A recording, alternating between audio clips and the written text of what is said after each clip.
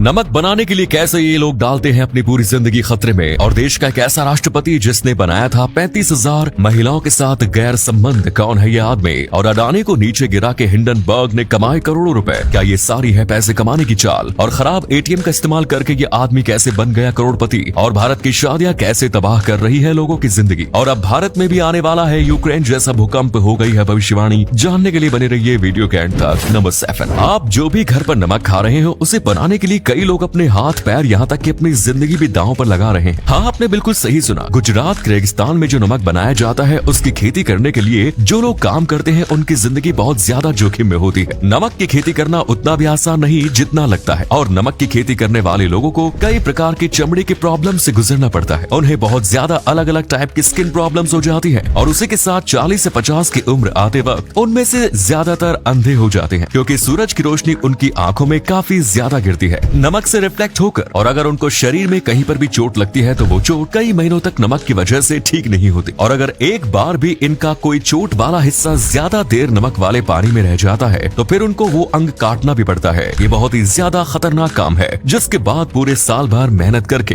इन्हें मुश्किल से 2 से 3 लाख रुपए मिलते हैं। नंबर 6, दुनिया में एक ऐसा शासक भी था जिसने 35,000 से ज्यादा महिलाओं के साथ संबंध बनाया। हम बात कर रहे हैं क्यूबा के राष्ट्रपति फिडेल कास्ट्रो की। इनकी जिंदगी पर बनी एक डॉक्यूमेंट्री थी जिसमें ये कहा गया कि इन्होंने 35,000 से भी ज्यादा महिलाओं के साथ गैर संबंध बनाए और उसी के साथ इनके 640 बार हत्या करने की कोशिश भी की गई, लेकिन ये हमेशा जिंदा बच जाते थे। और कमाल की बात तो ये थी कि इनको कई अतरंगी तरीकों से भी मारने की कोशिश की गई, जैसे कि कभी इनके सिगरेट में जहर मिला दिया जाता तो कभी इनके पैन जो है उसको विस्फोट किया जाता। यहाँ तक कि एक बार तो कोल्ड क्रीम की मदद से भी इन्हें मारने की कोशिश की गई, लेकिन ये हर बार आसानी से जिंदा बच जाते थे। नंबर 5, क्या अडानी के ऊपर लगा सारा आरोप झूठा है और क्या हिंडनबर्ग ने सबको ठगा है? अगर आपको नहीं पता तो हम आपको बता दें कि हिंडनबर्ग एक शॉर्ट सेलिंग कंपनी है, यानी कि ये कोई समाज सेवा नहीं करते, बल्कि किसी भी कंपनी को नुकसान होता है तो इनको फायदा होता है। दरअसल ये जिस कंपनी को टारगेट करते हैं ये उस कंपनी के शेयर अपने क्लाइंट को उधार पर लेने के लिए कहते हैं और उसे शेयर को बेच देते हैं। और जैसे ही शेयर की कीमत गिर जाती है तो ये उस शेयर को खरीद कर उधार के शेयर वापस दे देते हैं, जिस वजह से उन्हें मुनाफा होता है। अब इसका मतलब ये नहीं कि हिंडनबर्ग पूरी तरीके से फेक है और बस अपना फायदा कर रही है, बल्कि इन्होंने बहुत ज्यादा रिसर्च किए हैं। वो हमेशा रिसर्च करते हैं और ये जो भी दावा करते हैं वो हमेशा 80% तक सही निकलता है। और इनका इस वक्त कहना है कि अडानी जो है वो मार्केट को मैनिपुलेट करके इतने ज्यादा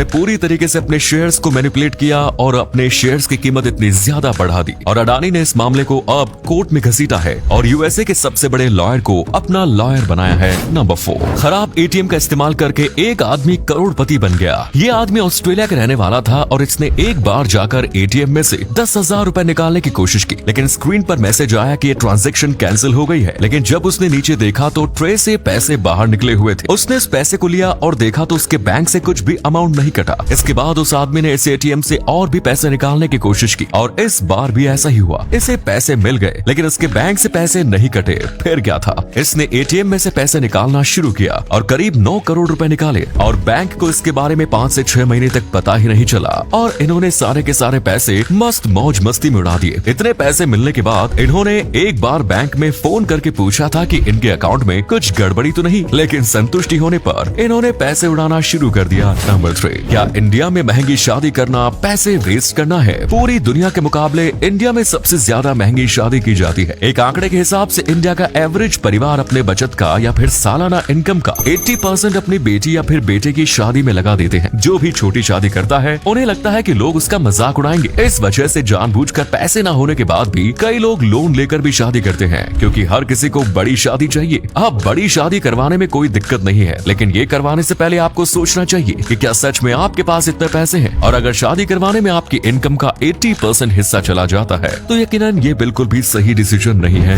नंबर 2, एक बार जरा इस बड़े से डिवाइस को देखिए। इस बड़े से डिवाइस को एक 19 साल के लड़के ने डेवलप किया है। ये पानी में से कचरे को साफ करता है, खास करके प्लास्टिक को। आपको पता होगा हमारी वजह से समंदर में कितना सारा प्लास्टिक आज बह रहा है और ये इसी प्लास्टिक को साफ करने का काम करता है। और उसका ये भी कहना है कि ये जो एक डिवाइस है ये पूरी दुनिया के समंदर में से 72,50,000 टन टन प्लास्टिक के कचरे को साफ कर सकता है। अब सोचिए, अगर ऐसे कई सारे डिवाइस को बनाकर पूरी दुनिया के ओशियंस में डाले जाएंगे तो ये कितने ज्यादा कचरे को साफ कर देगा। नंबर 1, जल्द ही भारत में एक बहुत ही बड़ा भयंकर भूकंप आने वाला है। ये नागालैंड के एक व्यक्ति ने कहा है, जिसका नाम है फ्रैंक।